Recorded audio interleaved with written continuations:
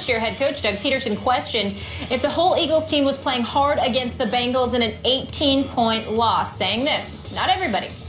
And that's the accountability that I talk about. I hold coaches accountable for that. I hold myself accountable for that because it all starts with me, and I pride myself each week to make sure the guys are ready to go. But at the same time, it comes down to it's a mentality by each individual player. Will Kane in the house. How are we doing? Good. Happy to be here.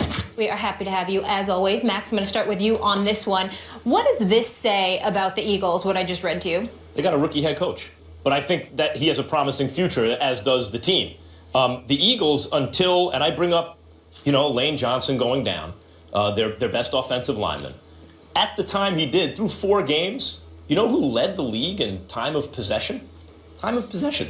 The Eagles. Huh. When they're with their and because of the tipping point on the offensive line, they had a better running game, and because of that, you had to play the run. They had a better passing game, and then he started serving his suspension. And since then, they went from first time of possession to 14th. They went from first to middle of the pack. And Pederson has shown a kind of problem with clock management and different rookie mistakes. But the late, great Emmanuel Stewart, one of the greatest boxing trainers of all time and a colleague of mine for years and a good friend, he wasn't born the greatest trainer ever, right? He wasn't born that way. He made certain mistakes in his first super fight with Tommy Hearns against Sugar Ray Leonard, but he learned from them because he was a genius. And he became one of the great trainers of all time. Pederson has shown a lot of promise, but he is a rookie head coach with a problem on the offensive line, and that's all this is for the Eagles right now. Maybe I'm just a stickler for consistency, and some say that's the characteristic of small minds, but I was sitting right over there just a moment ago. When these words came out of your mouth, Max, you said, if a team quits on you, you gotta go. You said Todd Bowles' team quit on him, and he has to go. Now, granted, Todd Bowles has been in New York a lot longer than Doug Pederson has been in Philadelphia, but the news is clear that the Eagles quit on Doug Pederson. Don't take my word for it. Close Philly observers, columnists, Doug Pederson himself saying the team is not trying. When you lose 7 out of 9 games and your coach is saying you're not trying, it's pretty clear the team is quitting on you. My point, Max, isn't that Bowles should be given more leash or that Pederson should be raked over the coals, but it's kind of odd how we choose who to cut slack and who to come down hard on. I saw nice promise to have to answer that. That's a good point. To answer that, I saw promise in Pederson in the beginning of this year that made me think he has maybe some special coaching talent, number one. And number two, there's a difference between quitting, which we've seen like from the Jags this year and other teams. You see throughout the course of the year, sometimes they quit, and what the Jets did. I've never seen less effort than what the Jets put in. That's the difference between me and you. You're busy answering because he put you on the defensive. No, you got to reverse it. You want to tell me how to attack? You got to reverse it. Yes. You have like chunks sneaking out of you right now. You want to tell me how to attack? You got to coordinate. Let me tell you, you got to coordinate. Coordinate, all right? Let me tell you, you got to reverse it, okay? You got to reverse it. Come to me, you don't know. I'm here for you. Here's the deal. What you should have done is say to him, well, you sure you consistent about everything? No matter what, you take the same position every week. Is that what you're saying? Because I need to be clear. Some tape? Because I got tape, Will. So I'm going to ask you again. I'm going to ask you again. Because you just got on my man Max here. Because you got to be some consistency. I clarified my position. I got no problem with that. If you said it the first time, you don't need to say it again. You don't worry about what I do. I'm going to worry about what you do. I'm trying to be here for you. I'm trying to be here for you. All right. Am I consistent every time I'll answer your question directly? I'm sure you can find some inconsistencies. So I'm just saying. But I rarely try to make them back to back. I rarely try to make them from one segment to the next. All right. Here's what we learned about the Eagles, I think. And to Max's point that I so eloquently rebutted here. It's 2 things. Eloquently. Sure. Number one, Chip Kelly wasn't the entire problem in Philadelphia. If a team is quitting on a coach, you can't very well scapegoat the previous coach anymore. You can't look at the Eagles and say, wow, these are the remnants of what Chip Kelly left behind. Number 2, I think this is interesting. Jeffrey Lurie wanted to bring in somebody with some emotional intelligence, somebody well-liked in the locker room. The Texas Longhorns, and I'm a fan of the Texas Longhorns, went through something similar to this with Charlie Strong. Very well-liked. Really good man. But what we learn here is that's not necessarily necessary to win. You don't have to be well-liked. You don't have to be popular to win. And I think maybe Chip Kelly, similar to Todd Bowles in Max's previous argument, is getting a bad rap for where Philly lands today. I say this to you, respectfully and affectionately. You don't know what the hell you're talking about in this particular situation. First of all, you went from Mackey to Charlie Strong. You trying to tell me Charlie Strong was there because he was liked? What drug are you sniffing? Who the hell would think that Charlie Strong was more likable than Coach Mackey? Coach Mack, Mac Brown. I'm sorry, I was calling Mackey. Mac Brown. Are you kidding me? Mac Brown? Have you seen how nice and affable that man is? Those people were sad in Texas just to see him go because they shared a drink with one another or was on a golf course together. Very, very lovable. Charlie Strong was not lovable compared to Mac Brown. Tell me I don't know what I'm talking about. Stick with Philadelphia. Don't go to Austin. I'm going to Austin. I saw what happened in those final weeks of Charlie Strong's job. I saw the players show out of press conferences. New York? Hold on, wait a minute. Don't give me the last few weeks when it comes to Mac Brown. Mac Brown, in terms of likability, Charlie Strong is not even. Well, yeah, but you said that he arrived there. He succeeded, Mac Brown, and you're saying that he'd arrived there because you know what? He's so likable. No. Well, forget all of that. I want to get to the chip. You reversed it on me. I didn't say that Charlie Strong was more popular than Mac Brown. I said if likability led to wins, right, Charlie Strong would still be coach at UT. That's not the only thing. And likability's not working for Doug Pederson. You implied Charlie Strong was likable. And yes. That wasn't the case. That wasn't the case. The players that lost. Okay, I got it. Okay, let's move on. The players that lost loved him. But I want to get to the chip. No, the players did love him. They were going to boycott the game. Saying, so who cares? The players but who cares what they love? Who cares what they love? He's saying the point of with the Eagles. Obviously, they didn't like Chip, and maybe they like Doug Pederson. It doesn't mean they're going to win. Here's the issue with y'all are unbelievable because ain't nobody hearing what I'm really trying to say. What I'm saying is, who gives a damn what the players like? Your job is to win. If you don't win, who cares? I wasn't talking about them. I'm talking about all the other stuff around it. But let me get back to Chip Kelly. Chip Kelly is the problem in Philadelphia. You know why? Today. You ready? Yeah. Because the players that need to be there ain't there. Deshaun Jackson's in D.C. DeMarco Murray is in Tennessee. You got to get. Listen, what I'm trying to say to you is, what wide receiver do they have outside of Jordan Matthews? Nobody. Okay, this is all Chip Kelly. This is Chip Kelly residue all over the place. I want to address your Chip Kelly. All over the place. That was my point. This is where you have gone wrong, Will Kane, with Chip Kelly.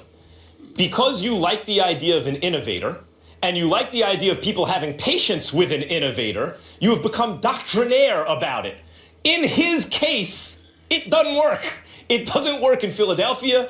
It's not working in San Francisco. I predict it will not work in San Francisco. They do have to rebuild the roster in Philadelphia. And in addition to that, they don't have the ball long enough. The defense is gassed. You don't have the same number of rotation of players that you can just bring in, college kids you can ask to do all these things. And so they do have to rebuild based on personnel. In addition to all that, he obviously didn't communicate well enough with his players. And maybe you can learn that. But his system is flawed in the pros. Well, that was an argument made by you. That was an argument made by Stephen A. as well, that he lost the players. Chip Kelly lost the players. And maybe I was, A, too much of a stickler for consistency, and B, too all over the place. That wasn't my only argument. But here's the point. I do require some consistency because you did say, I know you know where this is going now. He lost the argument. And then you just now said, who gives a damn what the players like? You can't make both arguments. Chip Kelly, if he lost the locker room, you can't also argue who cares what the players think. No. Yes, you can, depending on what we're talking about here. For example, if you're talking about somebody being fond of you or somebody not being fond of you, that's entirely different than the problem the players were saying Chip Kelly had with them. You and I both know that we don't need to go there today. But that's far different than, you don't like you as a coach, I don't want to play for you. I don't want to play with you. That's far different than what happened. What happened in Philadelphia was a very unique situation that I don't recall ever happening to an NFL coach. That's what happened with Chip Kelly. Plus, you got to remember, he never cared about defense. He threw them to the Wolves. They were on the field all the time. They were exhausted. Time of possession. There's so many things that went into that. I just think the end point is this. The Eagles quit on a coach they didn't like in Chip Kelly. They quit on a coach they do like in Doug Pederson. The Eagles have bigger problems than who is at the front or on the sidelines for them right now. The Eagles have deep problems if they're quitting on their team repeatedly. They did not like Chip Kelly, but I don't recall looking at the Philadelphia Eagles and seeing a performance 10 them out to last. And I hate to say this. I really hate to say this. I didn't see that. As a Giants fan, Cowboys fan, I think the Eagles are fine going forward. I think they got a good thing. I think they got a good thing going, and I think it's going to take a little time, but I'm not looking forward to the Eagles team next year. I don't think they're done. They got a good quarterback. Wait a minute. We saw an Eagles team last year that was exhausted. We saw Chip Kelly throw them to the wolves. That's what we saw from them as a team last year. They didn't like them, but we saw exhaustion. Last night with the Jets, Sunday against the Bengals for the Eagles, that's quitting. He's become a scapegoat for every problem in Philly. That a team that's still quitting. He deserves it. He deserves it. He stinks. Yeah, both things can be true, by the way. Quitting on your coach, obviously a concern. But there's another issue we want to get into that we didn't get to address earlier in the week. And I know you have an interesting take on this one, Will. We're looking forward to. So Steve Kerr made news last week admitting that he used medical marijuana for back pain and hopes the NBA would soften their stance, telling the Warriors Insider podcast. This, I know enough, especially over the last couple of years. Having gone through my own bout with chronic pain, I know enough about this stuff. Vicodin is not good for you. It's way worse for you than pot, especially if you're looking for a painkiller and you're talking about medical marijuana. The different strands, what they're able to do as a pain reliever. I think it's only a matter of time before the NBA and the NFL and Major League Baseball realize that. Now, Suns coach Earl Watson had a very different take on this subject, saying that as someone that grew up in the inner city, marijuana use can lead to trouble. Basically, our rhetoric on it has to be very careful because you have a lot of kids where I'm from that's reading this and they think marijuana use is cool. I don't know as far as the pain and how marijuana could help, but I think we have to be very careful how we present that to the public. Will, want to start with you here. Yes. Whose side are you on in this one? I lean towards Earl Watson in this debate. Now, let me lay down a few bona fides because I think this debate kind of gets reduced to, are you a prude or do you like to party? Now, I have been on the record. Most people know somewhat where my political leanings are. I'm conservative, but I'm also conservative who advocated for relaxing drug laws because I think adults should be able to make bad decisions. I know I want to make a bad decision every once in a while. I think you have. I think you undercover, but go ahead. I'm not, I think you undercover. Clearly, I just do. I'm not Will got the look. Will got the look, man. Every adult should be able to make their own decisions about themselves, and that should include some bad decisions. That being said, here's why Earl Watson is right.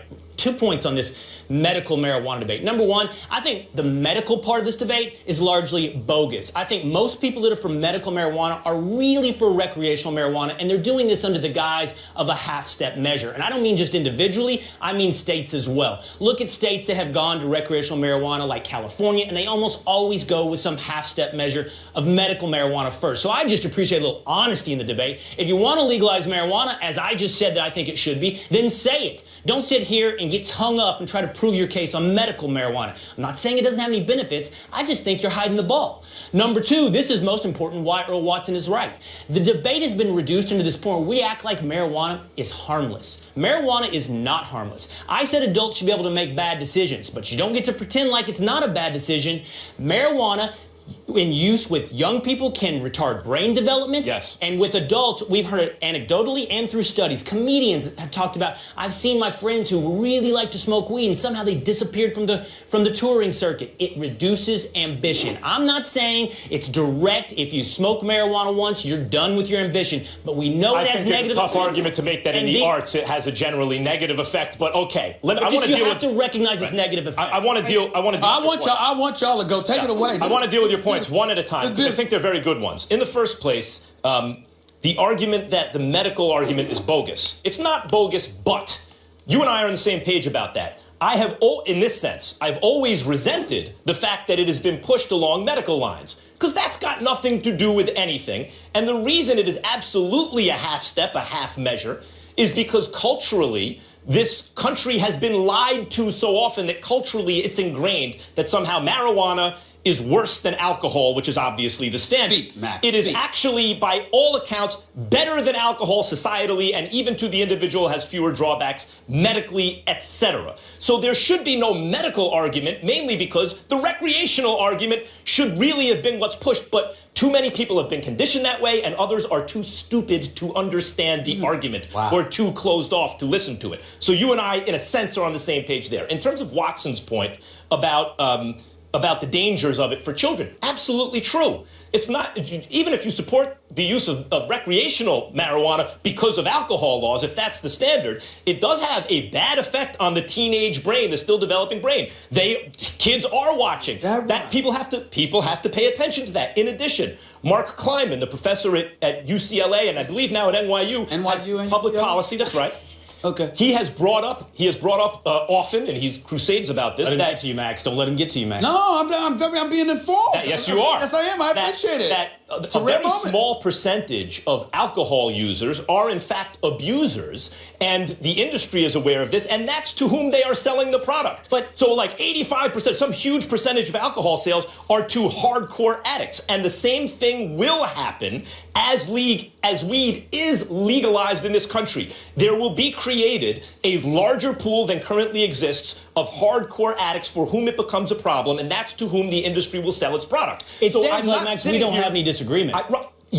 Yes, however, that doesn't mean Steve Kerr is wrong to say marijuana is better than Vicodin, and that others are wrong to say, and if alcohol is the standard, marijuana should be legal. You sufficiently hydrated? I must confess, I have to say this on national. I just have to. It's just on my soul. I have to say this. This is a beautiful moment for me. I mean, we are having a discussion about weed, and two of my white brothers are arguing about it. That had nothing to do with me. This is just a beautiful moment. I don't know if there was much of an argument. And I'm just saying, it's just a very touching moment. My brothers from other mothers, you understand? Are they here on First Take with me? It has nothing to do with the brothers. You know, the argument, the discussion is about weed and its use and beyond. And I just got to sit back here and watch. I'm just very touched by this. That's number one. Number two. Here's my thing. I agree with you to some point. I do believe in some cases, not all, perhaps not most, but certainly a healthy some. Don't give me that nonsense about medicinal purposes. We all know you just want to smoke medicine. You want that medicine. Just stop it, okay? I mean, you know, and that's where Earl Watson's point on a more serious note comes into play. Because he talked about where he's from, and he's from Kansas City, Missouri. And you know the mean streets of Kansas City, Missouri. There's some spots there. I've been there on several occasions. People talk about certain areas. You know, I mean, when we talk about the inner city community, they got an inner city community. You know, white, black, and otherwise. And the fact is that there are challenges that folks from desolate circumstances have to deal with. And drugs, obviously, are a prevalent issue. And so when you talk about it in a nonchalant manner, you talk about it as if, you know, it's okay, it's okay, it's okay, you do have to pay attention to the fact that there are those who will hide behind it, use it as an excuse to engage recreationally in something that has no medicinal purpose for them whatsoever. And because of that, combined with the potential effects that you articulated, it needs to be addressed and treated with the seriousness it deserves. I think what's also behind this, and neither of you have mentioned this, I recall when Arnold Schwarzenegger wanted marijuana legalized in the state of California, and everybody talked about, you know, the monetary, you know, benefits in it all. Tax. There's some money in all of this. There's a reason why people are trying to find an excuse to legalize this, because the more the more states that legalize the use of marijuana, the more you'll find a way to be able to profit from it. And I don't think we need to escape that. And people are willing to sacrifice the health, the well-being of the working man and woman out there just to get some additional tax dollars. I don't think that can be ignored. I don't think Steve Kerr is completely wrong. I don't think he's. I just find more truth in Earl Watson's words, because I think if you polled the average man on the street right now or woman on the street, there's a perception that marijuana is harmless and that it's natural and that there's no ill effects and you can't be addicted to marijuana. Right. And Earl Watson's right to point out that's not. I just want to make clear, it is not harmless. It is a vice like any other. It is less harmful. I'm stating this as absolutely as I can based on all the information than alcohol. Alcohol is more harmful than marijuana. Time out. Fine. Period. Fine. Last point. Yes. No disagreement there. But the problem is that you act like because that is the case, why not just legalize it? And yes, that's what I'm saying. No. Eradicate it then. Eradicate both then. Well, no, impossible. I know that. I know that. No, I know that. But it should also be very clear. They are both vices. Fine. They are both then I not agree. good for you. I agree.